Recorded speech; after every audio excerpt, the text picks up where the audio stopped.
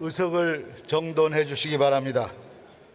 성원이 되었으므로 제2차 본회의를 개의하겠습니다. 보고사항은 회의록에 게재토록 하겠습니다. 다음은 전북 익산갑 출신의 더불어민주당 이춘석 의원 나오셔서 질문해 주시기 바랍니다.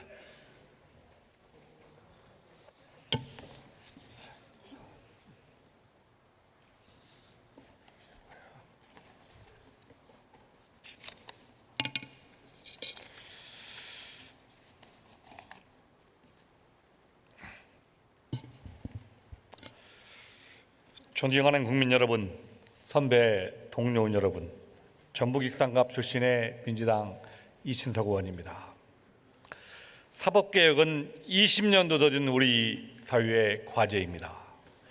20년도 더 뒤었다는 것은 20년 동안 한 번도 개혁다운 개혁을 충분히 이뤄내지 못했다는 이야기입니다.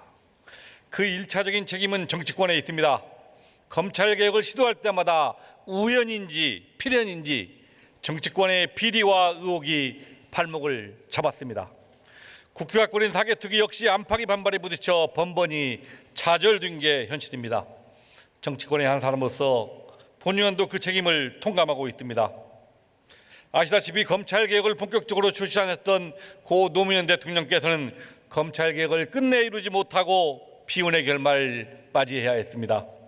그러한 검찰개혁이라는 시대적 과제가 이번 정부에서 또다시 출항도 하기 전에 좌초위기를 맞이하는 것이 아닌지 국민들의 염려가 커지고 있습니다. 총리님, 앞으로 나와 주시기 바랍니다.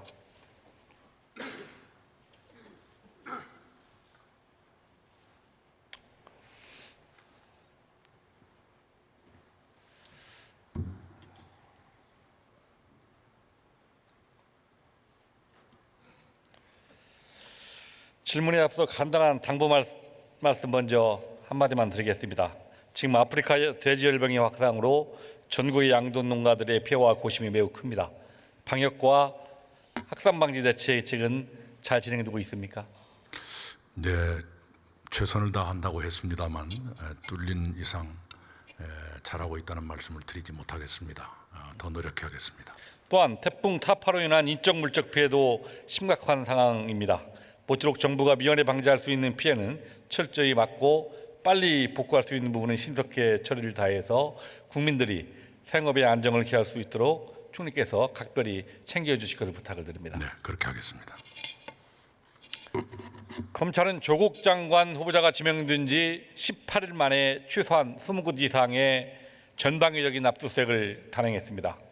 고발이 접수된 지는 8일 만이었고 국회는 청문회 일정조차 협의하지 않은 시점이었습니다. 총리께서는 지금까지 검찰의 수사가 이렇게 진행된 적이 본 적이 있으십니까? 예, 굉장히 이례적이고 굉장히 규모가 크고 좀 요란하다고 느끼고 있습니다. 예. 이후로도 검찰은 전광석화와 같은 수사를 전개했습니다. 그 이유는 장관으로 임명된 후에는 수사가 어렵기 때문이라고 했습니다. 그런데 장관으로 임명된 후에도 검찰은 파죽지세로 수사를 하고 있습니다. 이 같은 검찰이라고 하면 국회 인사청문회가 끝나고 수사를 했어도 충분했다고 저는 생각합니다. 검찰의 강제 수사로 인해서 국회의 검증 권한도 대통령의 임명권도 흔들렸습니다. 총리님, 이쯤 되면 국민들은 이제 법무장관을 검증하고 선택하는 권한이 누구에게 있다라고 인식하시겠습니까? 네, 청문회가 예정된 청문회 일정을 잡으려고 하는 시점에 벌써 강제 수사에 들어갔다는 것, 그리고 그것이 임명 과정에서 벌어졌다는 것 때문에 국회의 검증과 대통령의 인사권에 영향을 줄 수도 있었다라는 우려를 가지고 있습니다. 저는 이번 수사의 향방이 어떻게 이루어지든 간에 그에 대한 결과적 책임은 검찰이 결코 자유스럽지 못하다 하는 생각을 갖고 있습니다. 이명박 정부, 박근혜 정부 때 제가 인사청문회를 많이 했는데요. 그때 부동산 투기, 유장전이, 병역비리, 세금 탈루 등 후보자 본인에 대한 의혹이 직접적으로 제기된 수많은 경우가 있었습니다. 그런데 형식적인 청문회만 거친 채로 대부분이 다 임명이 되었습니다. 어떤 경우에도 청문회조차 하기 전에 의혹이 제기했다는 여로 수사에 착수한 적은 지금까지 단 한 번도 없었습니다.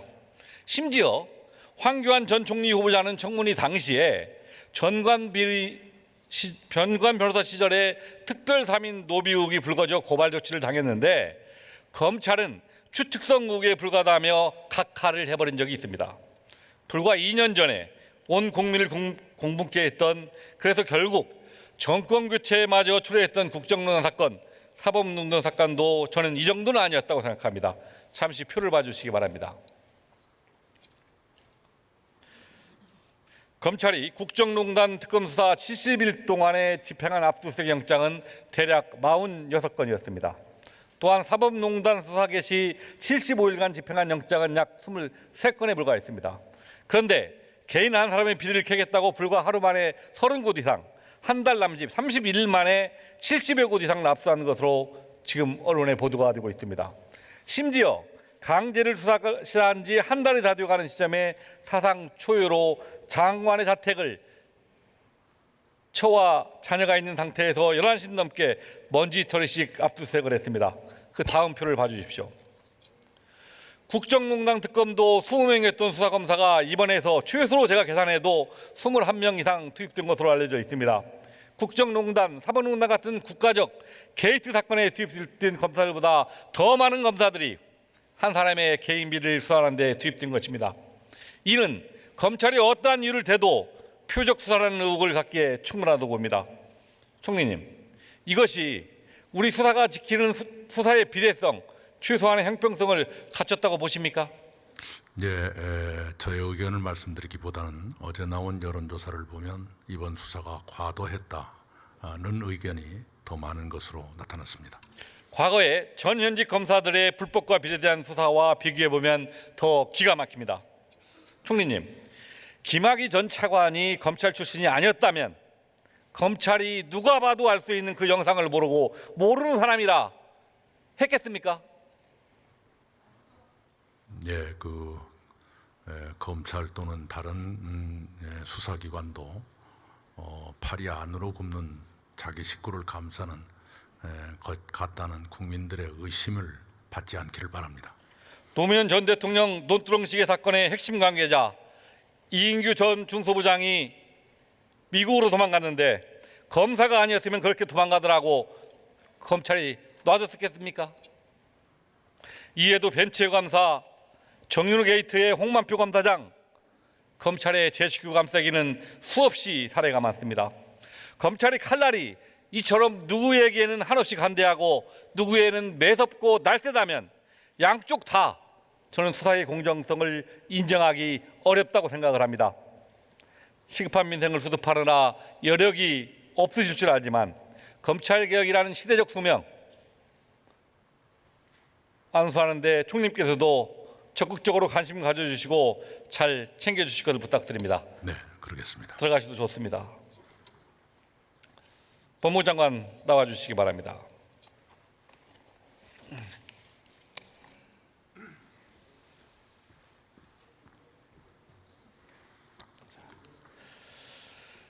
장관께서 지명된 이후로 검찰과 언론의 십자포를 맡고 있으니까 사람들이 저한테 이렇게 얘기해요. 야, 꼭 조국 의원이 하느냐. 그래서 저는 이렇게 물었습니다. 그러면 꼭 조국이 아니어야 하는 이유는 뭐냐? 라고 질문을 했습니다. 본 의원은 법무부 장관이 조국이어도 검찰개혁은 계속되어야 하고 조국 장관이 아니어도 저는 검찰개혁은 완수되어야 한다고 생각합니다. 왜냐하면 검찰개혁은 우리 국민에 대한 우리 정치권에 대한 요구이지 여야를 떠난 시대적 사명이지 장관이 누가 하느냐 마느냐는 문제가 아니라고 생각합니다. 이대 장관 소신은 어떠십니까? 저는 의원님 말씀에 전적으로 동의합니다. 저는 검찰개혁, 법무혁신을 위한 도구에 불과하다고 생각하고요. 제 쓰임이 있을 때까지 쓰일 뿐이라고 생각합니다. 그 후에 그 쓰임이 다해져서 어느 누구도 되돌릴 수 없는 그런 계획을 이루고 나면 저의 쓰임은 다 사라질 것이라고 생각합니다. 자, 장관께서는 지금 그러한 시대적 소명을 안고 검찰 개혁을 수행해야 하는 법무장관으로서 무게를 감당하고 있으리라고 생각을 합니다. 그러나 개인적으로 보면 장관이 아니라 한 가정의 가장이자 아버지로서는 견뎌야 할 무게가 일정한 선을 넘어선 것인지 아닌지 하는 그런 우려가 있습니다. 장관, 끝까지 소명을 감내하실 수 있으시겠습니까?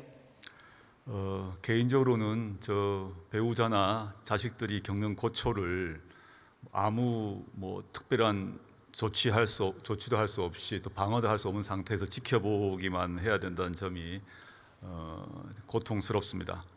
그렇지만 그건 저 개인적 고통이고요. 제가 법무부 장관으로 임명된 이상 제가 할 수 있는 일을 매일매일 다 해서 최선을 다하도록 하겠습니다.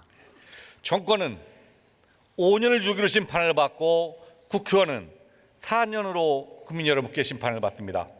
그러나 정권이 수차례 바뀌고 국회가 수차례 바뀌었는데도 단 한 번도 심판받은 적이 없는 검찰이 검찰개혁의 문제가 수면으로 떠올 때마다 수사의 칼날이 여야를 번갈아 들면서 무소불위의 권력을 계속해서 행사해 오고 있습니다.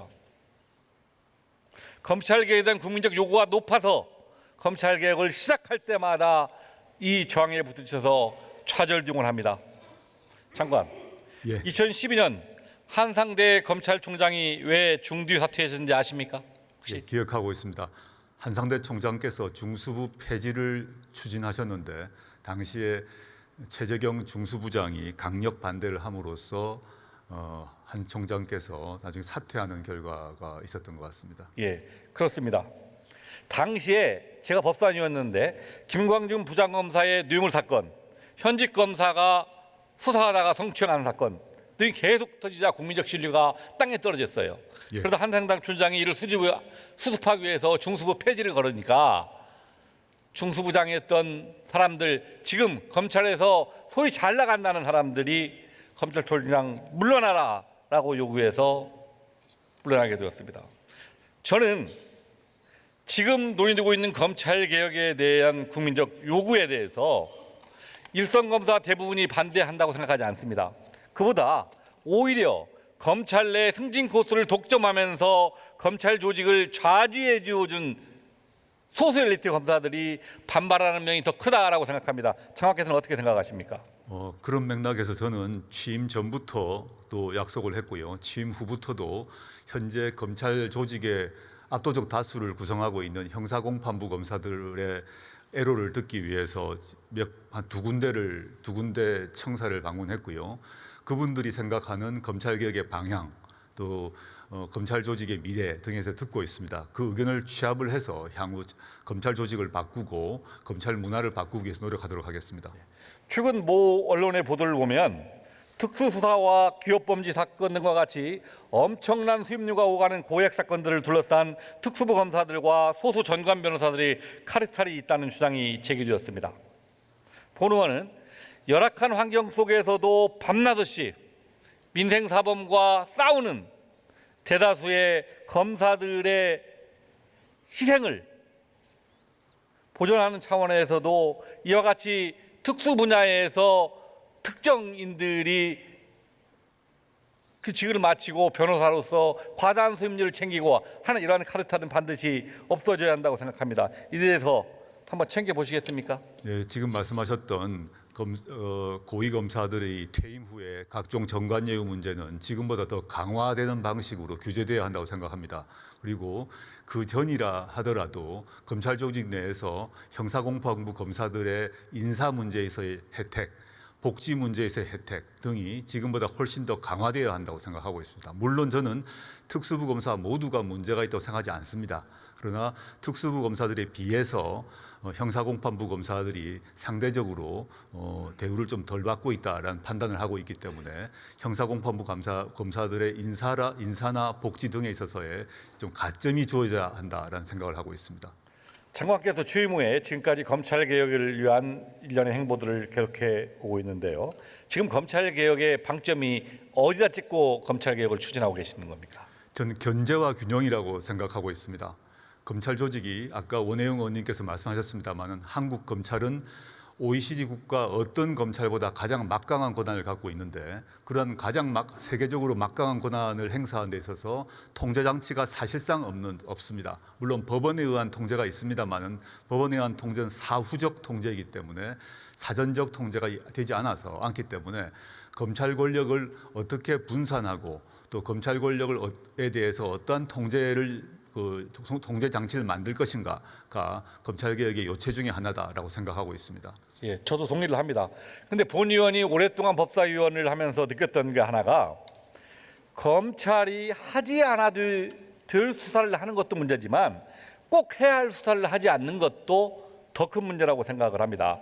지금 검찰 개혁안이 패스트트랙에 올라와 있습니다만 특수수사를 축소하고 이 불기소권을 제한하는 데에서는 일정 부분의 한계가 있다고 생각합니다. 앞으로 이 문제를 어떻게 개선해 가시는지 장관의 의견을 밝혀주시기 바랍니다. 며칠 전에 박상기 전 법무부 장관님께서도 특수수사 문제에 대한 강한 문제를 제기하신 바 있습니다. 그래서 저는 특수수사를 완전히 없앨 수는 없다고 생각하지만 아까 말씀드렸듯이 한 일본 수준 정도의 제도 개혁은 필요하지 않나 생각을 하고요.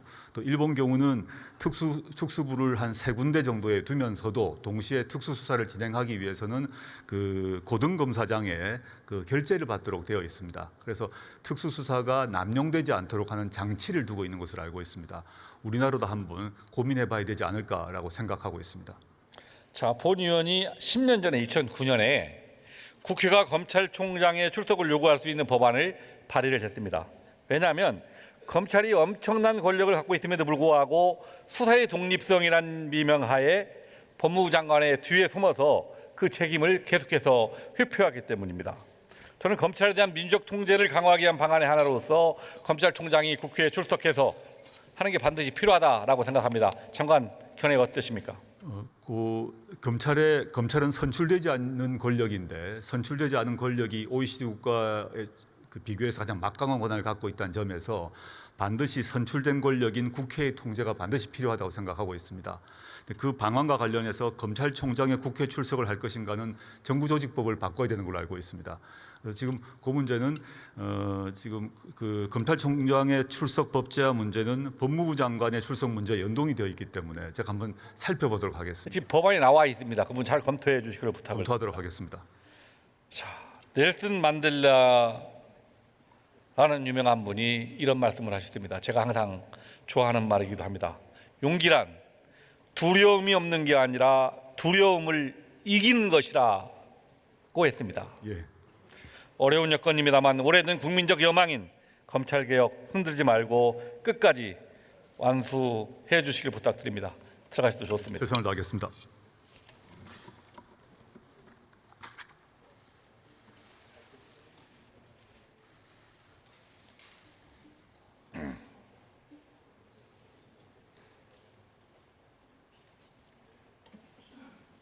지금 대한민국은 기승전 조국입니다. 일본어 수출 규제로 인해 큰 어려움을 겪고 있는 기업들, 취업 문제로 어려움을 겪고 있는 청년들, 아프리카 돼지열병으로 고통을 겪고 계신 축산농민들, 해결해야 할 민생 문제들이 쌓여 있습니다. 그런데 보이는 건 조국뿐입니다. 본 의원이 만난 많은 사람들은 국민들은 이제 정쟁은 그만하고 제발 먹고 사는 문제부터 해결해달라고 말씀하고 계십니다. 저는 검찰이 착각하고 있는 것이 아닌가 하는 덧받침에 검찰에게 한 말씀 드립니다. 법무부 장관에 대한 수사가 어떻게 결론나든 검찰개혁의 당위성은 아무런 상관이 없다는 것입니다.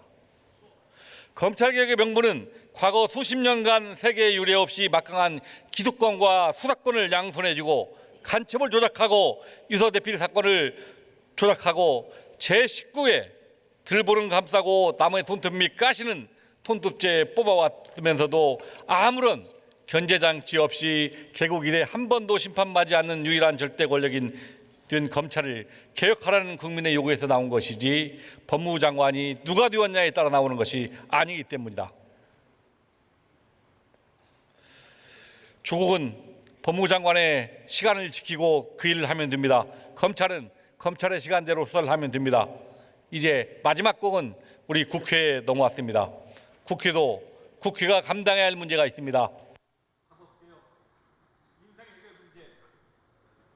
투표 얼마 남지 않았습니다. 남은 기간이라도 정쟁을 멈추고 국회가 그동안 하지 못한 최소한의 의무를 다하기를 촉구합니다. 감사합니다.